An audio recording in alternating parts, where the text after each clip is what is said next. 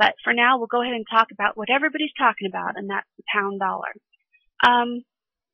What we have here on our daily chart, we see all of this indecision wrapped up in here, right? We had lots of reason to be fearful and doubtful, and that brought all of this back down to the dollar side of the trade. Not just fear and doubt, right? We actually have some inherent dollar weakness, which is kind of new to the marketplace. I mean, that's, certainly there have been times, but generally speaking, dollar strength has come from an unwillingness, a fear in the marketplace, right? And all during this up and down stage in here, we actually had times where the selling off of dollars during this consolidation was actually coming from inherent dollar weakness as the US dollar starts to struggle with its safe haven status. So what we're really starting to see, broad scope, I get asked the question all the time, how do you identify changing market conditions? And this is what we're seeing. We're starting to see the market toy with other safe haven currencies over the USD, particularly the Swiss.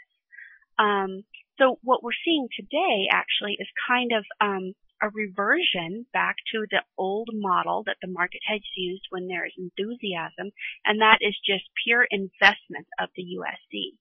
And that's what we're seeing here on this pop-up here. On our daily chart, we had our big wide swing. We have a daily retracement level that we've been talking about, right? When the market left quite impulsively, very enthusiastically, did not go back and retest.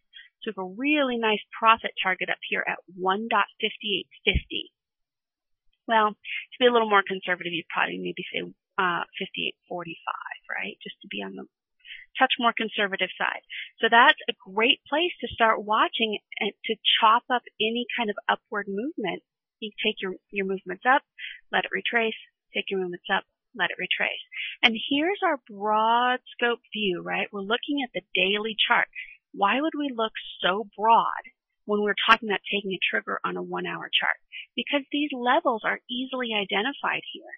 In the midst of this area of indecision, we can see as things really wrapped up, here was our broad swing, interim swing, and a real tightening up in here.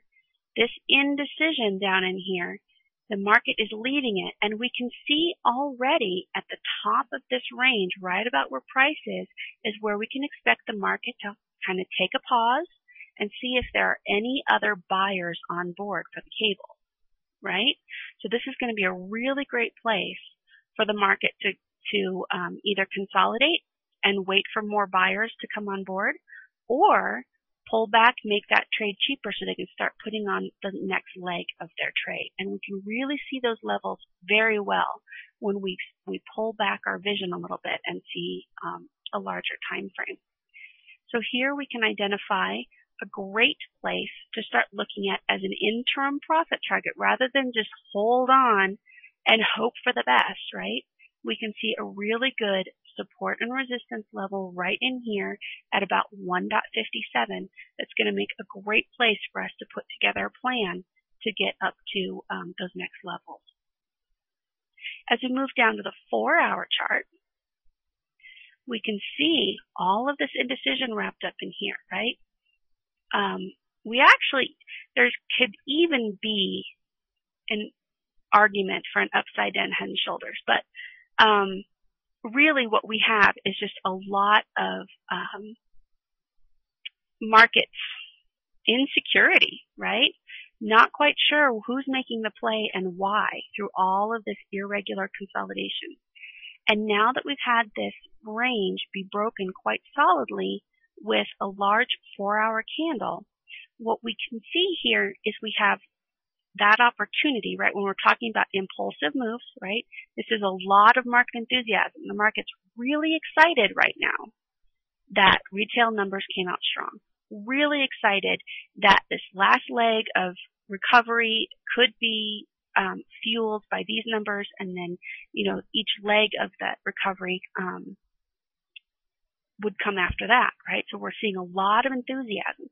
So what happens when the now news becomes the old news? That's when we get these consolidation areas or pullbacks, right? A little pause in the marketplace. So this is the worst time when we see a huge candle in the midst of a large arch candle. This is the worst time to dive right into this trade. What we want to see is what's going to happen at the end of this 4 hour, because right now we're chasing it, and you'll see more of what that looks like on a 1 hour chart. When the candles are so big, they consume that next leg of the move. Because really what we have here, if this was our larger box of indecision, and this is our smaller area of indecision, and this was our smallest area of indecision, what we have is the bulk of that sort of nested box trade. The bulk of that move is being taken up in, one fell swoop by the marketplace. That gets really exciting for us if we haven't already put together a plan for this trade, right? And we want to dive right in. Well, it's called chasing a trade, and it's a surefire way to lose a whole heck of a lot of money as the market starts taking profit after such a big infusion into the pound dollar. So here's what I'm doing, because a lot of this move has already been taken up. Look at these big impulsive candles. Here was a nice breakout candle. That might have been tough, seeing that it's right at the edge of that support and resistance zone. If you're watching a 1 hour instead of a 4 hour, you might have been in on this candle. That's a fairly good candle to get in on right there. But you recognize that depending on what you do with your stop, your risk to reward might be out of whack there. It may not have been a good trade. It wasn't for me. My risk to reward didn't make sense. It was too much, too fast for me to take the trade. So this is one that I'm sitting on my hands and waiting for a pullback, to be honest. But what we have here is this first push out, right? We want good sized bodies, not a lot of indecision on the wicks and shadows. And then that next move upward is right near that profit target, just the edge of the larger zone that is our support and resistance zone.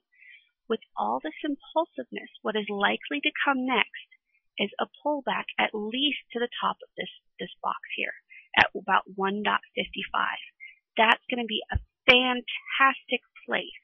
It's going to be a really great place to get in on that bounce. It confirms this breakout. And then you can take a nice risk to reward up to that interim profit target we identified on the daily chart with a stop below the bouncing area, right? So we're already starting to see the slowdown. What's an alternate scenario? An alternate scenario is that we don't get a pullback with candles of indecision right along this boundary line in here, and then a fresh break northward. In which case we may not get as good a risk to reward scenario, but at least we're going to be pausing while the market's pausing and getting in when the market gets in.